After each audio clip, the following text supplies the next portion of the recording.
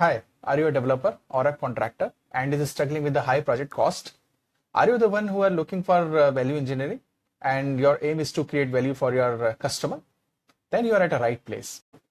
Hi, my name is Akshay Bhatt and I am carrying a vast experience in construction and real estate sector. So here our topic is project optimization strategies in a construction project, which further paves various ways for project cost optimization and value engineering. So here I am going to discuss about various factors which is important for creating a value in a construction project and the ways to achieve it.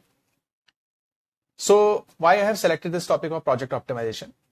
Because this is a very interesting and most discussed subject amongst every developer and contractor who are striving at individual and organization level to create value for their customer. There may be a further query that who is going to be benefited from this?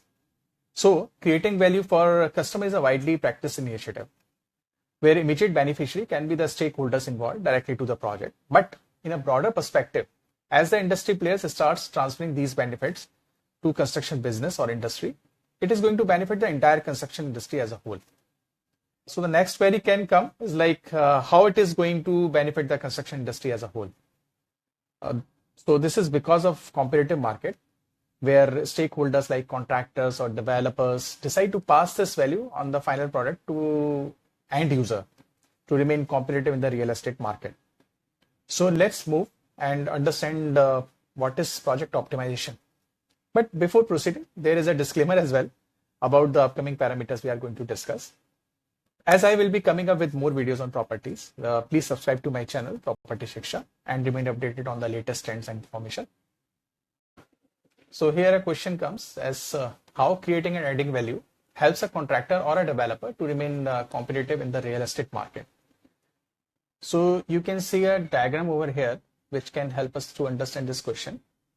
Here businessman adds a value for the purpose of business growth plus for better future business prospects. Similarly, the project optimization strategies is nothing but it helps us to create value for the project. So here in this diagram we can understand that when the contractor add value, it is going to benefit the contractor. And when he decides to pass this value to developer, it also creates better future business prospects for contractor. And also it is going to benefit the developer. Similarly, when developer team adds a value, it is going to benefit the developer. And when developer decides to pass this value, it is going to benefit the end user.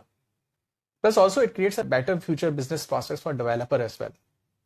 And when both the industry experts, when both the industry players, contractor and developer, decides to pass this value, it is going to benefit the entire construction industry as a whole.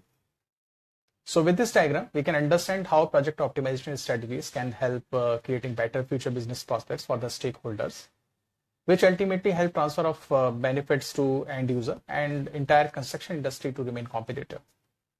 So I have seen many developers, contractors and consultants working on optimization. And they have developed their specialization in a specific part of the entire process of project optimization, starting from the land buying to final handover of the project. So they know some of the part on which they are working tirelessly to create value, but still there are many more areas left to explore where optimization can be done. So here is a focused effort to understand and explore such areas involved in the multiple stages of the project for the purpose of project optimization as a whole. So further, I will try to focus on a particular part of it with few examples where we can understand how we can tackle it in order to offer a value to the end customer. So in the end, there awaits a very interesting gist for you, which is very important for the overall understanding of the project optimization strategies. So let's move to the next point. So how to optimize the project, control cost, and offer truly value deal to the customer. And what is the hurdle towards the value realization? So here I have just tried to describe the value realization path, where any value creation offered by any developer has to travel the path of involved various stakeholders. So I have just simply indicated the various stakeholders, developer team, developer, consultants, contractor team, just shown some key stakeholders just to explain the point.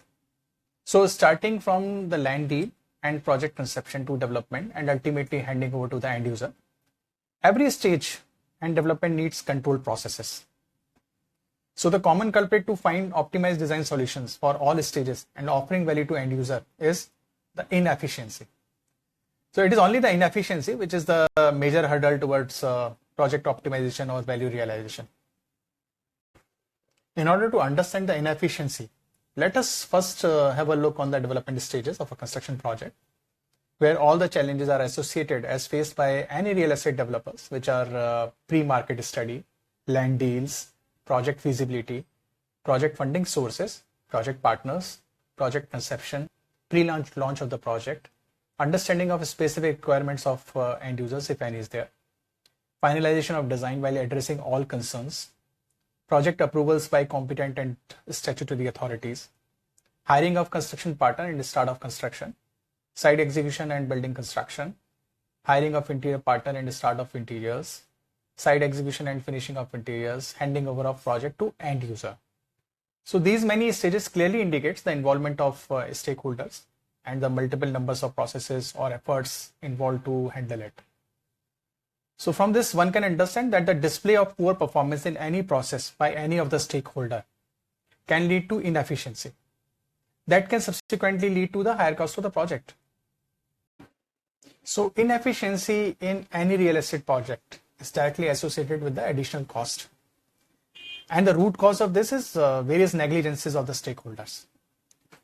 So the negligence may also be caused due to pressures caused by situations like business expansion in new territories, ever-changing team structure, local challenges, and more such things. Such lack of efficiencies in the processes eat the project margins most of the time, which causes the cost escalation and further additional price burden to end user. The more serious outcomes of these inefficiencies can be unsold inventories, or sometimes even a project is abandoned halfway. These negligences are outcome of ignorance of people, lack of experience, lack of timely acknowledgement of problems, inability to assess the adverse situations, and poor choice of subsequent remedial measures for the same. So the root cause of inefficiency is the involvement of multiple stakeholders and dependency on them, which can't be avoided. As every stakeholder is specialized in their domain, their proficiency adds a value to the project, as they are the only ones who can control the desired output of their domain and within certain cost limits. So efficiency is the key optimization strategy. And the way forward is to focus on efficiency of the stakeholders. Now the inefficiency is caused due to the dependency on stakeholders and associated people. The most advisable solution to this is to make a streamlined process that can control it and can promote better use of the best means while keeping dependency on people within controlled limits. But such systems and processes should be developed while keeping in mind that they assist the stakeholders to finish the works smoothly and efficiently, rather than overpowering them and finally become a hurdle for them to operate. So where to start controlling inefficiency? So we have seen a number of stages where the stakeholders are involved. So in order to control inefficiency, first we need to focus on high value stages, which are land deals, construction stage, finishing and interior stage. So here most of the time, land deals stage is controlled by developer, since project feasibility is worked out, considering the final and negotiated cost of land. But rest two high value stages or heads cost is based on assumption. So that means the construction and finishing stage carries the maximum weightage of cost post land deals. So these are the heads or stages where every developer wants to take all necessary measures on project optimization to keep the project cost in check. And this is possible through effective cost optimization strategy and value engineering, which finally help adding value to the project and offering value to end buyer. So project cost optimization and offering value is a cyclic process of systemic learning, implementation, analysis of inefficient factors, and then again repeat the cycle till the time efficiency is achieved. So here we need to understand that project cost optimization or reasonable pricing is not a one-day output. It is a stepwise learning from mistakes committed during a number of projects. This learning is derived from assessment of all processes starting from conception till delivery of the project. And with every lesson, its subsequent improvement can only offer better value with reasonable price and can make future projects truly affordable. So this is a timeless topic and its understanding, considerations and details are ever evolving. So these specific learnings or cost optimization strategies leads to the evaluation of various processes of design, construction, management, project management strategies, value engineering, etc. And can genuinely help control the timelines and delays, which is the biggest driver of cost increase. As we discussed the various stages involved from land or partner finalization to the construction and final handing over of the project, the minor component of associated optimization strategies is dedicated to partnerships, land deals, developers, management, contracting, construction and procurement team, and their respective operational strategies. Whereas the major component of associated optimization strategies is dedicated to design, where architecture, structure, and MEP design is included. Thus, design forms the most critical part of any project development. And the optimization done at the design stage can contribute to maximum cost optimization of the overall project. So, design stage is very important. So, in this slide, we will discuss about the mindset. So, the people who are having a mindset to achieve the overall optimization along with value engineering while balancing the project cost are specialized people who possess these focused skills. Such people who have the approach or temperament and are aware of the optimization needs, understand the importance of optimization, having a vast experience in every aspect of the project, and are capable of comprehensive optimized thinking. So it is important to note here that when it comes to general design and execution, a normal professional or consultant can deliver the job. But when it comes to optimization specifically, it is only such specialized people with in-depth design knowledge, process execution competence, and team management skills can do a proper justice to a job. So thus it becomes the responsibility of every organization to nurture and hire such people who have a primary focus on focused thinking towards project cost optimization and having in-depth comprehensive experience of all core functions related to a real estate process. So this is the end of this presentation, and in this presentation I discussed about project optimization strategies. That is the baseline requirements to create and offer value to end user. And the hurdle towards such value realization is the inefficiency at various levels, stages, and stakeholders. And the root cause of this is various negligences of the stakeholders that may arise out of different situations. Since every stakeholder proficiency adds a value to the project, it is better to bring the efficiency in the system that can be brought into the system through streamlined process that can control it up to an extent. We also discussed about project optimization is not a one-day output. It is a continuous learning, and the major component of associated optimization strategies is dedicated to design. But these can only be brought into practice by specialized people who have such mindset.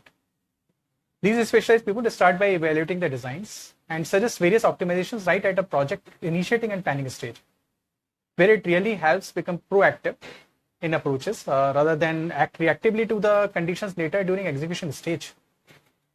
This way, the learning does not happen at the cost of the project or from the challenges faced during the project lifecycle. Thus, overall, in today's competitive scenario, it is now high time to bring on board that kind of expertise in any capacity that can really benefit any construction project and help win an edge over the competitors with a better brand value at a competitive price offer. So I hope you must be very excited now to know what is next in upcoming video of optimization strategies. So in the upcoming video, I will be covering some specifics as well to explain about the considerations that can bring the cost optimization in your project. So thanks for watching this video. Just keep on watching, keep understanding, and keep learning. Thank you.